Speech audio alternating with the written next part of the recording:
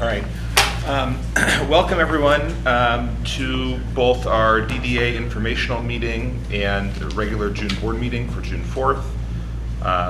We likely won't have quorum, but we're going to start with the informational meeting, which we can definitely do. So I'll ask Maura to come to the podium. Thank you, Mike. So welcome everybody to the DDA informational meeting.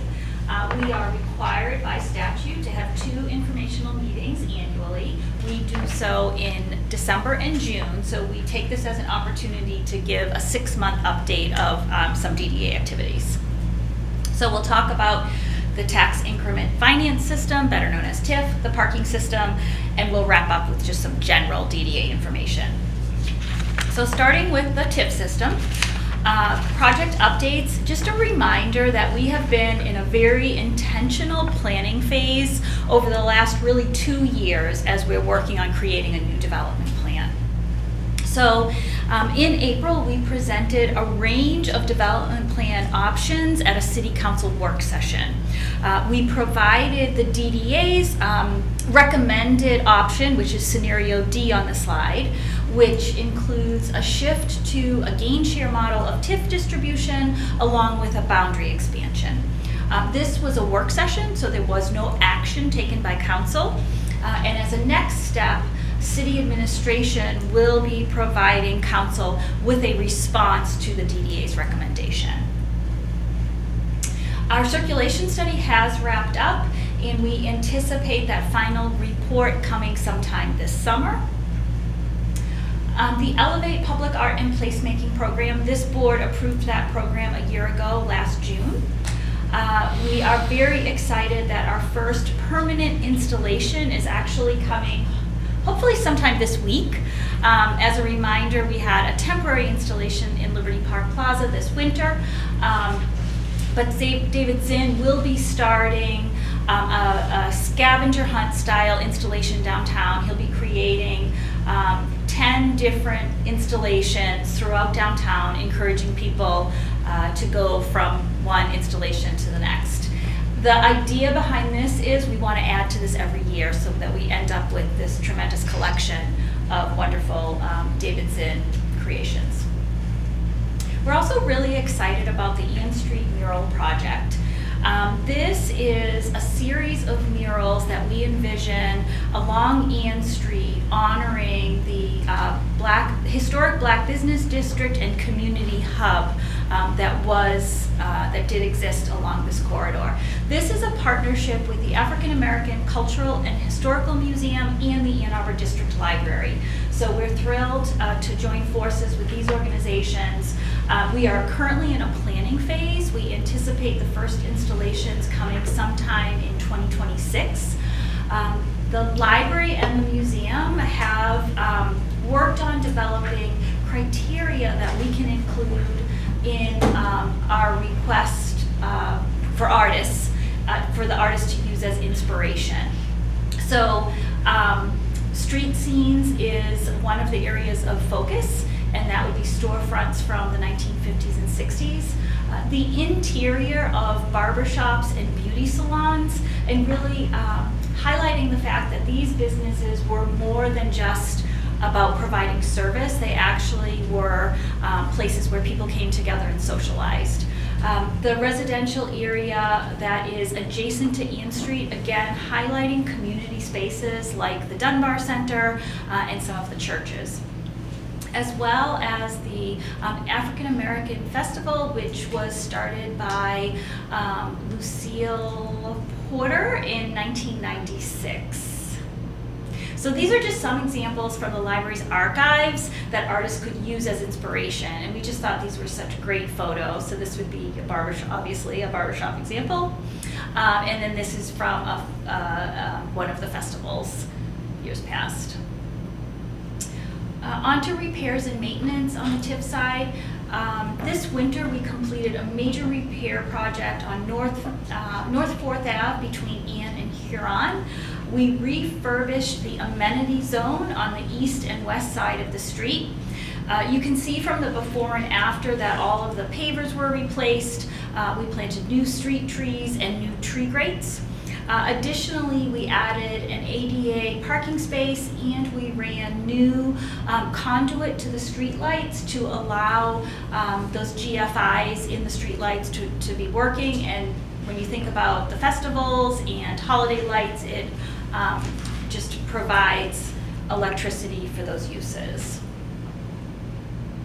So the ADA space that we installed as part of this project, this came out of the curbside management study. We learned that there were new standards for on-street ADA spaces set by PROAG, which is the public right-of-way accessibility and guidelines, and these standards have not yet been adopted by the federal government. However, we wanted to get ahead of these standards coming out and to be in compliance. So we used 4th Ave as a test case to understand the timing and the cost implications of installing these spaces. So you can see from the before and after that they require a curb cut as well as a ramp to the sidewalk.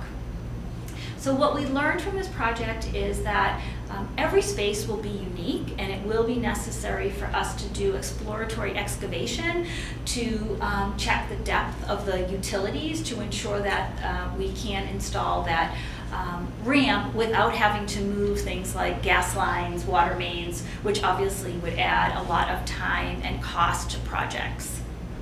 And this was a collaboration between the TIF system and the parking system. So moving on to the parking system. Restoration, we have been underway with restoration and maintenance at the 4th and Washington structure at Liberty Square, and this is a picture of Ian Ashley, the work that's being done on the north facade. We are also almost complete with our $1.1 million rooftop fencing replacement project at 6 structures. So 5 of those structures are complete, and we will be starting at Liberty Square this month. And then more on accessible parking. So again, through our curbside management study, the PROAG guidelines, new guidelines were established, and for on-street spaces, the requirement will be 1 ADA space for every 25 paid spaces on a block perimeter. So we did a complete analysis of every block within our parking area. Thus far, we have converted 45 spaces to ADA spaces. We have about another 15 to go. When all is said and done at the end of the summer, we should end up with about 130 ADA on-street spaces, more than doubling where we started. We are also working on enhancements on our website for identifying ADA space locations. So we will have a static map, we will have an interactive map, and most important, we'll have a companion document that describes the specific details of each location. So where it is on a block face, what are the adjacent surface materials, are there any obstructions, things like streetlights or bike hoops, just information that would be helpful for somebody looking to use an ADA space downtown. And then parking rates. This board approved a 3-year rate schedule at this time last year. That first rate increase took place July 1st, 2024. We are coming up on our second increase, July 1st of this year.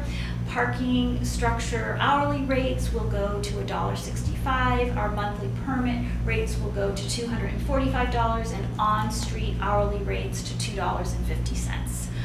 The final increase in this schedule will be next July in 2026, and at that same time, we will start evaluating rates into the future. And now just some general DDA information. DDA staff have completed 15 site plan reviews, 57 right-of-way permit reviews. We had a clean audit. Our FY26 budget was prepared. It was approved as part of the city budget, and the final step is for this board to approve that final budget. We provided city council updates in January, March, and May, in addition to that work session we had in April.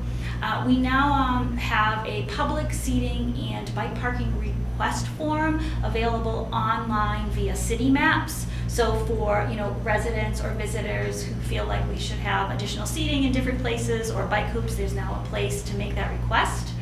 And then finally, we signed a 10-year lease for our DDA office to move to the Carytown Market Shops.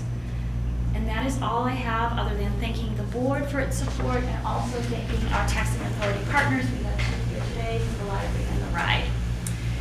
That is all I have. Thank you so much. Thanks. Thank you for all your work.